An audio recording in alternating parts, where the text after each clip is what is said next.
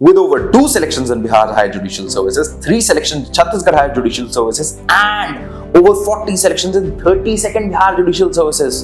भाई साहब हमारा साल तो बहुत लाजवाब जा रहा है। अगर आप भी चाहते हो ना कि आने वाला समय आपका भी अच्छा जाए, we have a golden opportunity for you, a Judiciary Foundation program where you will get to learn from a judge how to become a judge. इस प्रोग्राम के अंदर वो सारी चीजें होने वाली है जो आपको चाहिए। Interactive classes, exam-oriented study material, dedicated sessions for mains answer writing and for judgment writing.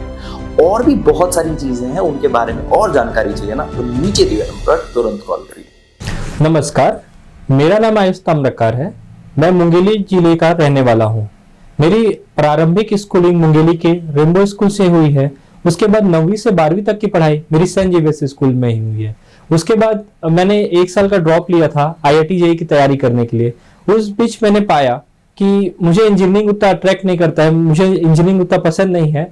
मैं और दोस्तों को देखते हुए इंजीनियरिंग की तैयारी में लग गया था, पर मुझे उस समय रियलाइजेशन हुआ कि मुझे लॉ करना चाहिए। लॉ एक अच्छा फील्ड है जिसे मैं सोसाइटी में एक अच्छा कंट्रीब्यूट कर पाऊंगा आगे चल के, क्योंकि मुझे शुरू से ही समाज में रहना पसंद था, समाज कैसे कार्य करता है यह जानना पसंद था।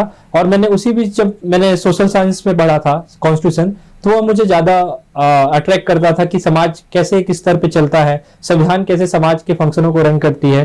तो मैंने फिर आगे चल के लॉ ऑप्ट किया। और मैंने लॉ का एक इंस्पिरेशन मेरे मामा जी से भी आया। मेरे मामा जी एक एडवोकेट है, छत्तीसगढ़ रायपुर बार एसोसिएशन के उपाध्यक्ष भी हैं अभी फिलहाल में। मैंने उनको देखते हुए लॉ में जाने का निश्चय किया। मेरे फादर नहीं चाहते थे कि मैं कभी लॉ फील्ड में जाऊं। उनका मानना था कि लॉ फील्ड में बहुत संघर्ष लगता है, पर मैंने उनके अगेंस्ट जाते हुए लॉ का ऑप्ट किया। और मैंने गुरु घासीदास विश्वविद्यालय के एंट्रेंस को क्रैक करते हुए, जो एक केंद्रीय विश्वविद्यालय है, वहां अपनी शिक्षा प्राप्त की। जैसा कि मेरा फाइनेंशियल बैकग्राउंड अच्छा नहीं था, इसलिए मैं क्लैट जैसे एग्जाम में अपियर नहीं हुआ, क्योंकि मुझे पता था अगर मैं वो एग्जाम क्लियर भी कर लेता तो मैं उतनी बड़े इंस्टीट्यूट की फीस शायद ना भर पाता। तो इसलिए मैंने एक केंद्रीय विश्वविद्यालय का चयन किया जो छत्तीसगढ़ में ही था, और एक अच्छी शिक्षा मुझे वहां से प्राप्त हुई। तो मैं ऐसे अन्य विद्यार्थियों को भी कहना चाहूंगा कि यह माना जाता है समाज में कि विधि की शिक्षा आमतौर पर बड़े घर वालों के लिए है, पर मैं उन्हें यह बताना चाहूंगा कि बहुत सारे ऐसे कॉलेजेस, स्कूल्स हैं जहां विधि की शिक्षा बहुत ही कम मूल्य में प्राप्त कर सकते हैं। और बाकी ये तो बोला ही जाता है कि जिसमें प्रतिभा होती है उसे एक सिर्फ प्लेटफॉर्म की जरूरत होती है, तो वो प्लेटफॉर्म सरकार बहुत सारे विश्वविद्यालय के माध्यम से देती है। जैसे गुरु घासीदास उनमें से एक है, रविशंकर विश्वविद्यालय एक उनमें से है जो छत्तीसगढ़ की अगर हम बात करें। और वैसे ही भारतवर्ष में बात करें तो BHU है और अदर भी इंस्टीट्यूट्स, अच्छे इंस्टीट्यूट्स है जो नॉमिनल प्राइस पे आपको लॉ की डिग्री प्रोवाइड करते हैं। तो मेरे फादर, जैसे मैंने आपको पहले ही बताया कि मेरे फादर नहीं चाहते थे कि मैं लॉ के फील्ड में ऑप्ट करूं, तो मुझे आज भी याद है 4 जुलाई को मैंने खुद जाके गुरु घासीदास में अपना एडमिशन कराया। और मैंने ये ठान लिया था कि मुझे लॉ के फील्ड में कुछ करके दिखाना है। जैसे मेरे फादर की इच्छा थी कि वो मेरे फादर जनरली बाजार करते थे, जो साप्ताहिक बाजार लगता है ग्राम में, तो जाके वो बर्तन का व्यवसाय करते थे। तो मैंने उनके संघर्ष शुरू से देखे हैं। और वैसे मेरी माता जी, जो एक समय यूनिवर्सिटी टॉपर रही रविशंकर विश्वविद्यालय की, और एक अच्छी खिलाड़ी भी थी, यूनिवर्सिटी प्लेयर रही थी, पर उन्होंने उस समय की सामाजिक जो परिकल्पना थी देखते हुए उन्होंने अपना कैरियर को ड्रॉप करते हुए हमारे लालन पोषण में अपना जीवन समर्पित किया। उन्हीं को हम आदर्श मानते हुए मैंने पढ़ाई की कि उनके जो त्याग है हमारे माता पिता के, उन्हें साकार करना है। यही लक्ष्य के साथ मैंने गुरु घासीदास में अपनी पढ़ाई चालू की। और वहां सिर्फ पढ़ाई के साथ साथ मैंने सिर्फ पढ़ाई तक ही सीमित ना रहा, मैंने अन्य गतिविधियों में भी पार्टिसिपेट किया। जैसे NSS होता है, राष्ट्रीय सेवा योजना, मैंने उसमें B and C सर्टिफिकेट हासिल किया। और एक नेशनल इंटीग्रेशन कैंप में भी मैंने भागीदारी की, जिसमें मैंने छत्तीसगढ़ टीम का प्रतिनिधित्व किया, जिससे मैंने ये जाना कि हमारे देश में विभिन्न प्रकार की कल्चर्स हैं, लोग हैं, कैसे उनसे बात करते हैं, कैसे उनकी वेशभूषा है, खाने की शैली कैसे होती है, जो मुझे लगता है हमें समाज के एक अंग के रूप में जानने की आवश्यकता है। और मैंने इसी बीच अपने स्पोर्ट्स करियर में भी मैंने ग्रोथ करते रहा। मैं बेसबॉल का राष्ट्रीय पदक प्राप्त खिलाड़ी रहा हूँ और सॉफ्टबॉल का भी खिलाड़ी हूं। मैं दोनों ही हाल फिलहाल मैंने तैयारी के दौरान भी यूनिवर्सिटी प्रतियोगिता में पार्टिसिपेट किया, भाग लिया अपने विश्वविद्यालय के ओर से। और इसी साथ, क्योंकि हम कई बार देखते हैं कि कुछ बच्चे होते हैं जो पढ़ाई में ही डूब जाते हैं, पर मेरा ऐसा मानना है पढ़ाई के एक तो पार्ट है कि नेसेसरी पार्ट है लाइफ और इस जर्नी का प्रिपरेशन का, पर हमें अपने मेंटल और फिजिकल हेल्थ को भी उतना इंपॉर्टेंस देना चाहिए। इसी के साथ मैं आपको बताना चाहूंगा कि मैंने अपनी प्रीलिम्स की तैयारी कैसे की। तो मैं जनरली जब इनिशियली स्कूल्स में तो मैं कोई लॉ में या सिविल जज को करने का मेरा कोई ऐसा मन नहीं था। मैंने जब लॉ ज्वाइन किया तो मेरे फादर की बहुत इच्छा थी कि हम गवर्नमेंट जॉब में जाए, तो मैंने उन्हें बोला था कि एक जज भी तो होता है, एक पद जज नाम का, मैं उसे प्राप्त करने की कोशिश करूंगा। उस समय मैं उतने अवेयरनेस के रूप में नहीं बोला था, मुझे ये भी नहीं पता था कि जज बनने के लिए कौन से एग्जाम देते हैं। फिर मैंने विश्वविद्यालय में गया, लोगों से मिलना हुआ, अपने गुरुजनों से परिचय हुआ, साथियों से परिचय हुआ, तब मुझे पता चला कि सिविल जज नाम का एक परीक्षा होता है जिससे हम अगर उत्तीर्ण करते हैं तो हमें न्यायिक सेवा में जाने का अवसर प्राप्त होता है। तो फिर मैंने अपने लास्ट सेमेस्टर में ये तैयारी चालू की और उसी समय फिर मैंने विभिन्न प्रकार की बुक्स फाइंड किए, कैसे करना चाहिए, क्या करना चाहिए। तो मैंने ये पाया कि हमारे छत्तीसगढ़ जुडिशरी में सिर्फ बेयर एक्ट ही आवश्यक है। बेयर एक्ट अगर अच्छे से अपन कमांड ले आते हैं तो अपन प्रीलिम्स अच्छे से निकाल सकते हैं, क्योंकि मैंने पास्ट ईयर पेपर एनालिसिस किया। मेरा ऐसा मानना है, जैसा स्पोर्ट बैकग्राउंड से मैं रिलेट करता हूं, अगर हम अपने प्रीवियस मैचेस का एनालिसिस अगर अच्छे से करते हैं तो हम अपने आने वाले मैचों के लिए प्रिपेयर कर सकते हैं, क्या गलतियां, किस टाइप के पैटर्न होता है यह जान सकते हैं। तो मैंने वही स्ट्रेटेजी अपनाते हुए पास्ट ईयर पेपर देखा, फिर अपनी एक स्ट्रेटेजी बनाई कि किस एरिया से, किस भाग से कैसा पेपर आ रहा है।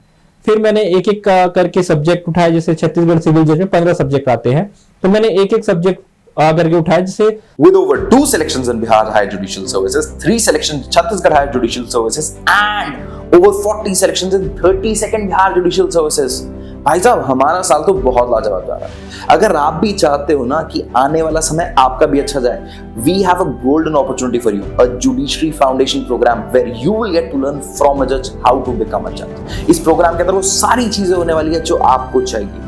Interactive classes, exam-oriented study material, dedicated sessions for mains answer writing and for judgment writing, और भी बहुत सारी चीजें हैं। उनके बारे में और जानकारी चाहिए ना तो नीचे दिए नंबर पर तुरंत कॉल करिए।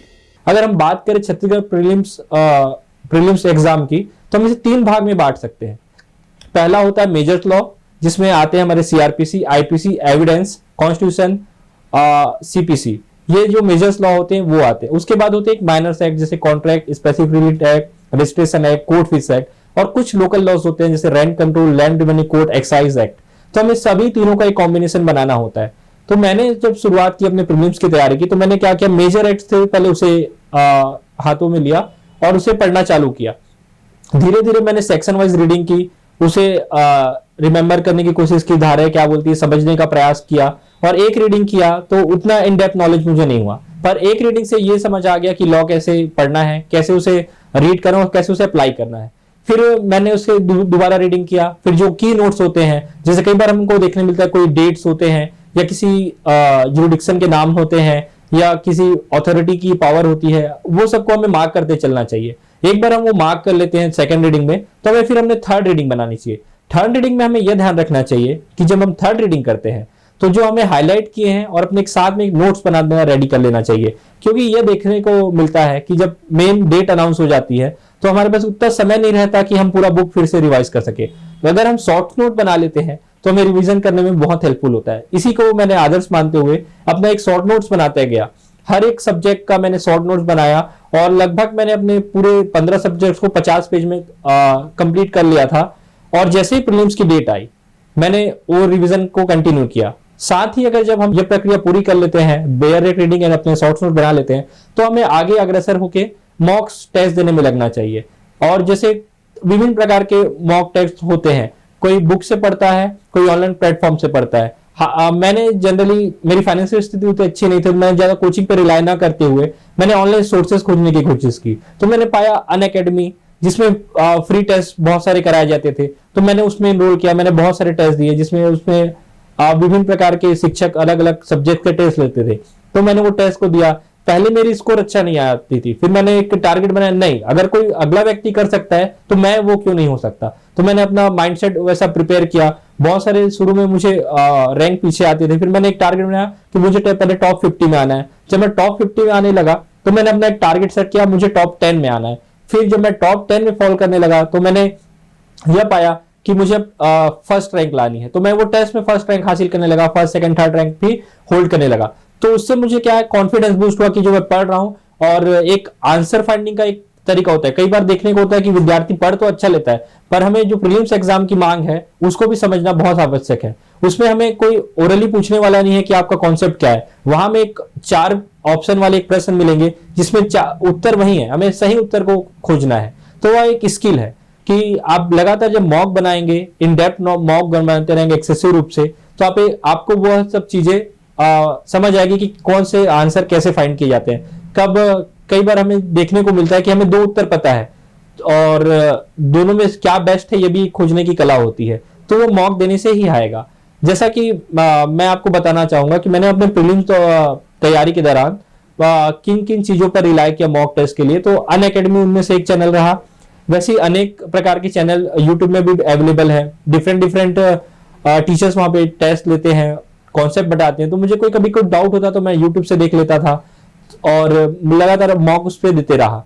तो ये दो चैनल मैंने ऑनलाइन रूप से फॉलो किए। पर देखने को मिलता है माइनर और लोकल के लिए ऑनलाइन सोर्सेज बहुत कम है, लोकल एक्ट्स बहुत कम अवेलेबल है। तो मैंने उसके लिए मॉक बनाने के लिए एक लोकल ऑथर की बुक आती है, मैंने यहाँ मार्केट से परचेज किया, जिसमें चैप्टर वाइज मॉक दिए हुए थे।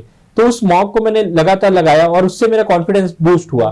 फिर अब जब एग्जाम डेट अनाउंस हो जाता है तो हमें को देखने को मिलता है कि डिफरेंट कोचिंग इंस्टीट्यूट में मॉक टेस्ट कराया जाता है, 10 to 5 मॉक टेस्ट कराए जाते हैं। तो मेरा एक स्ट्रेटेजी था कि पढ़ना तो कुछ से है पर अपना टेस्ट हर जगह कराना है। जितने भी बेस्ट इंस्टीट्यूट और जितने भी मुझे रिसोर्स अवेलेबल हुए मेरे लोकेलिटी में, मैंने हर एक कोशिश किया कि मॉक टेस्ट में अपीयर हूं और अपना परफॉर्मेंस चेक करूं।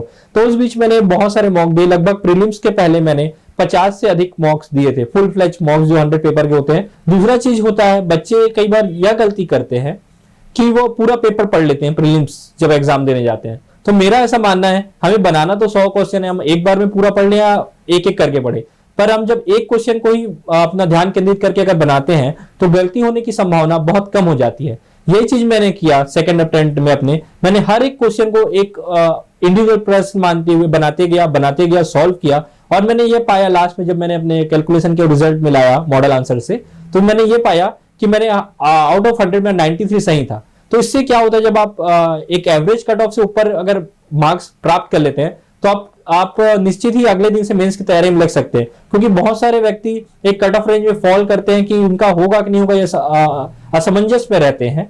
तो इस स्थिति में वो अपने मेंस की तैयारी उतनी अच्छे से नहीं कर पाते। तो मेरा ऐसा मानना है, अगर आप प्रीलिम्स की तैयारी कर रहे हो तो जो भी कट ऑफ आने वाला है उससे 5 से 10 नंबर आपका अधिक होना चाहिए, ताकि आप शांत मन से अपने मेंस की तैयारी में लग जाए। धन्यवाद।